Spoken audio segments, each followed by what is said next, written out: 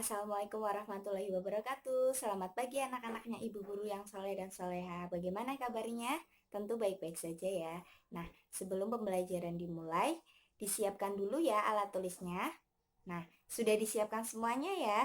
Nah, sekarang ibu guru akan memimpin berdoa sebelum belajar. Berdoa dimulai. Berdoa selesai. Sebelum pembelajaran dimulai, ibu guru akan mengecek kehadiran dan kesiapan peserta didik untuk mengikuti pembelajaran hari ini ya. Ibu guru absen satu persatu dulu. Yang pertama, Mbak Nisma, sudah hadir. Mbak Lutfi, sudah hadir. Mbak Renta, sudah hadir.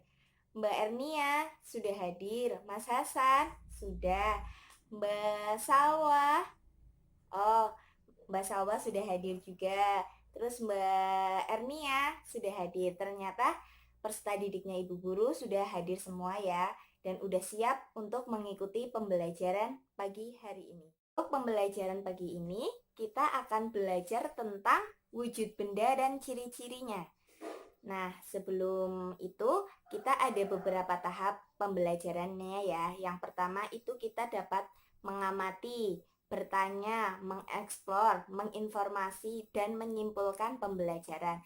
Nah, itu tahap-tahap yang harus kita laksanakan dalam proses pembelajaran pagi hari ini. Pembelajaran dilaksanakan, ibu guru akan menyampaikan kesepakatan untuk peserta didiknya ibu guru. Yang pertama, kesepakatannya yaitu harus mendengarkan dan mengikuti pembelajarannya dengan baik.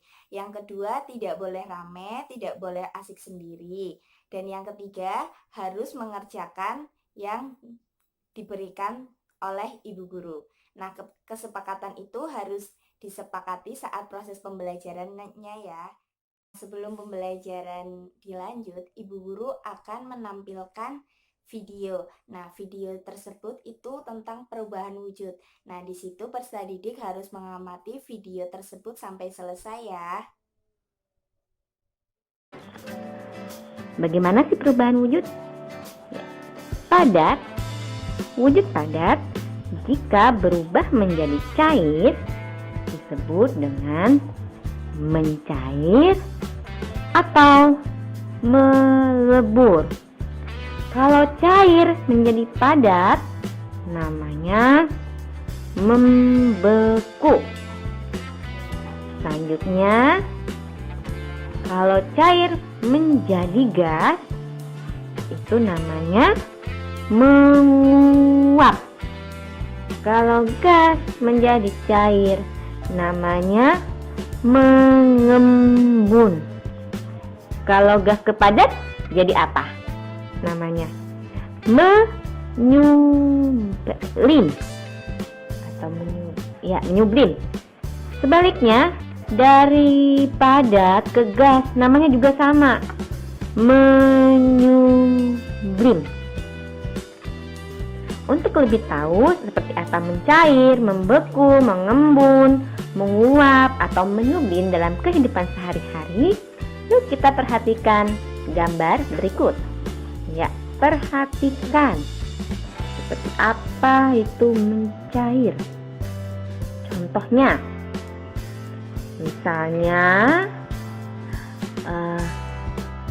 coklat dimasak. Batangan coklat yang berbentuk padat, dipanaskan.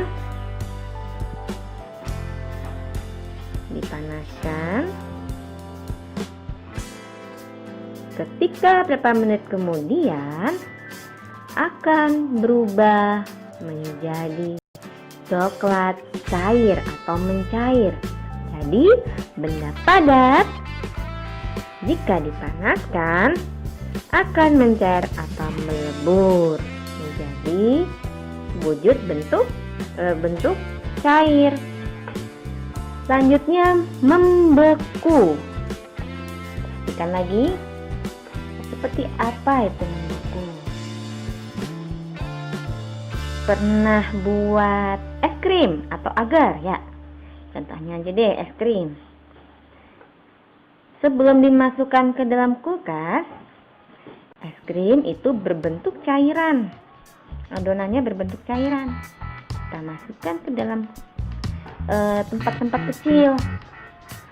Kemudian kita masukkan ke dalam kulkas. Setelah berapa jam atau berapa lama akan membentuk seperti benda padat atau membeku.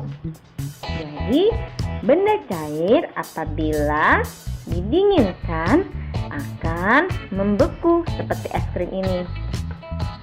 Selanjutnya menguap, ya, menguap. Contohnya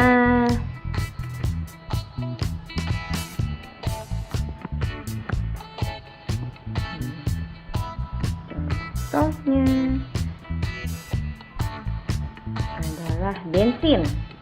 Nah, bensin jika dalam keadaan tertutup, ditutup, tidak berkurang isinya. Tapi kalau misalnya bensinnya itu tutupnya dibuka, udah berapa jam kemudian itu isinya berkurang. Kemana itu bensinnya? Ternyata bensin itu kalau dibuka tutupnya, wadahnya akan menguap. Bensin itu benda cair. Apabila dibiarkan dalam tutup yang terbuka, akan menguap. Selanjutnya mengembun. Bentar dulu. Kalau menguap jadi apa? Jadi bentuk gas. Ya, selanjutnya mengembun. Mengembun. Pernah lihat bunga kalau di pagi hari ada apanya? Ya, ada titik-titik embun. Itu adalah contoh dari perubahan bentuk gas menjadi cair, yaitu titik-titik embun. Selanjutnya menyublim. Menyublim. Biasanya di dalam lemari ada benda yang digantung selain pakaian. Baunya harum.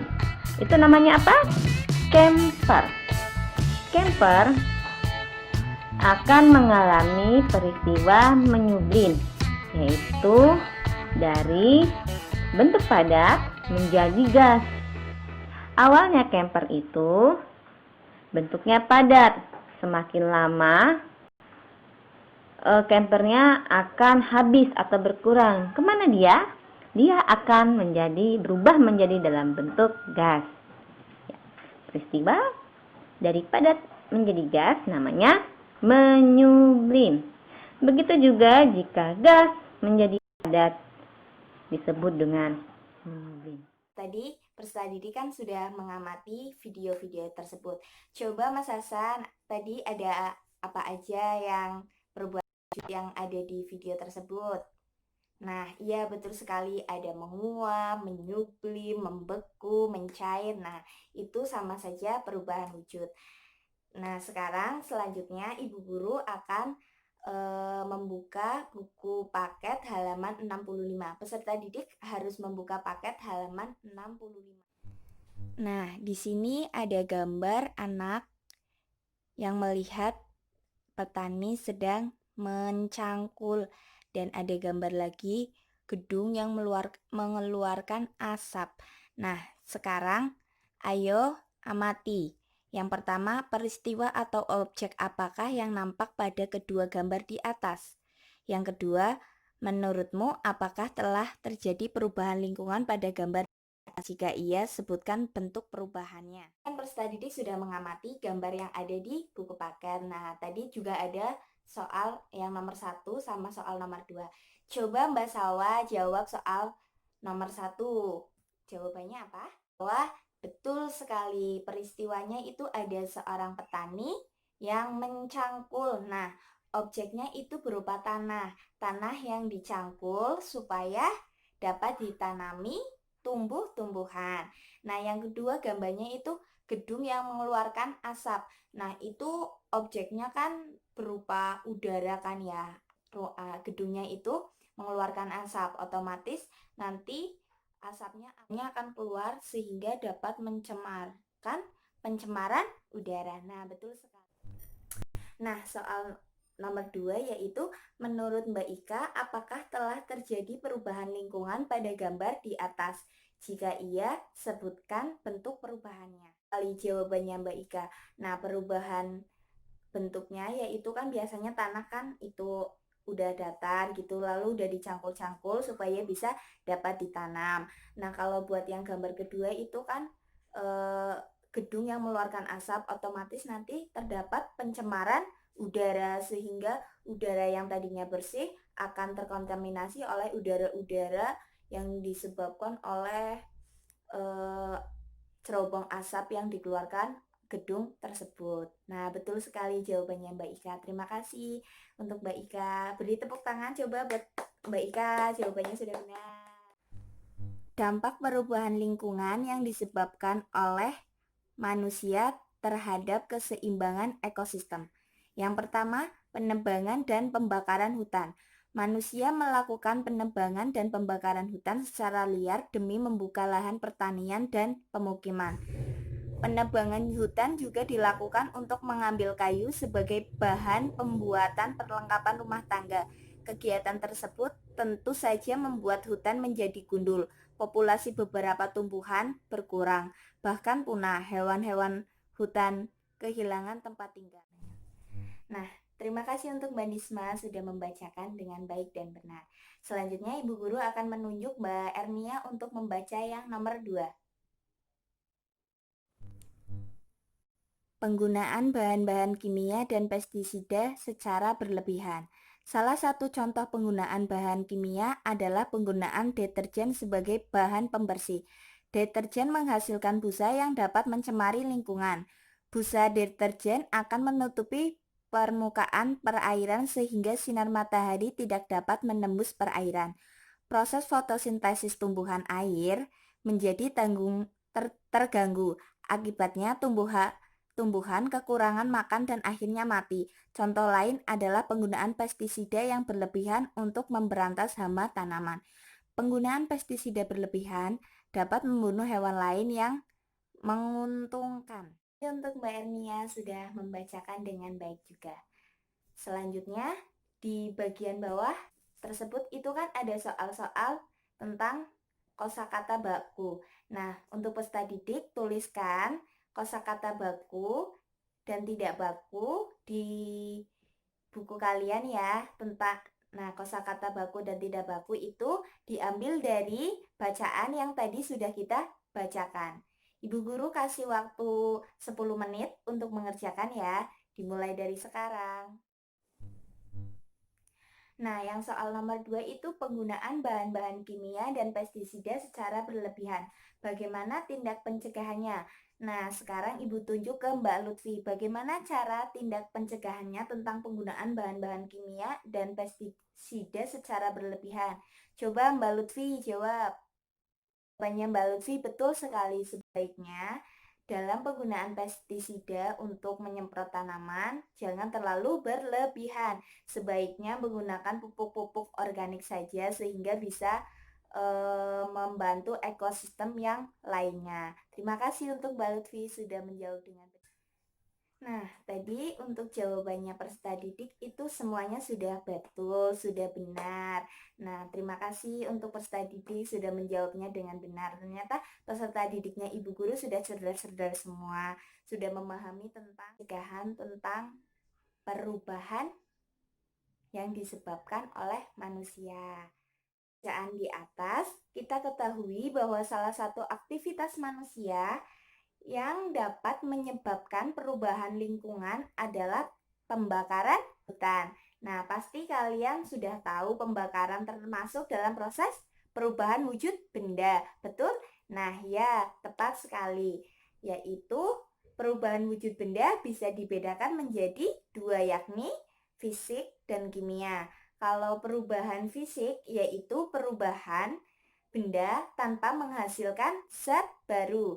Nah, kalau yang perubahan kimia yaitu adalah peristiwa perubahan pada benda zat yang menghasilkan zat yang berbeda dengan sifat aslinya. Nah, itu kan tadi kalian sudah baca kan teks yang ada tentang pembakaran hutan, terus penebangan pohon, terus penggunaan pestisida. Nah, kayak gitu termasuk perubahan wujud benda yang berupa fisik dan kimia. Nah, sebelum pembelajaran ditutup, coba Mbak Asti simpulkan apa aja yang sudah tadi kita pelajari. Nah, betul sekali yang tadi kita sudah pelajari yaitu tentang perubahan wujud, yang kedua tentang kosakata baku, dan yang ketiga yaitu perubahan lingkungan yang disebabkan oleh manusia terhadap keseimbangan ekosistem. Nah, tadi kita sudah banyak belajar tentang ketiga hal tersebut ya. Ternyata peserta didiknya Ibu Guru sudah mengikuti pembelajarannya dengan baik dan benar, dan peserta didiknya Ibu Guru sudah mengikuti dan menjalankan kesepakatan yang sudah kita berikan di awal pembelajaran. Sebelum Ibu tutup pembelajaran di pagi hari ini, Ibu Guru akan memberikan PR untuk peserta didik. PR yang harus dikerjakan oleh peserta didik yaitu nomor 1 sama nomor 2. Itu dikerjakan ya. Dan besok dicocokkan di pagi hari. Sekian dari Ibu Guru, apabila ada salah-salah kata mohon dimaafkan. Wassalamualaikum warahmatullahi wabarakatuh. Tetap semangat ya anak-anaknya Ibu Guru belajar di rumah. Jangan lupa membantu orang tua, dan selanjutnya pembelajaran akan dilaksanakan oleh Ibu Renta. Sekian, wassalamualaikum warahmatullahi wabarakatuh. Selamat siang anak-anak.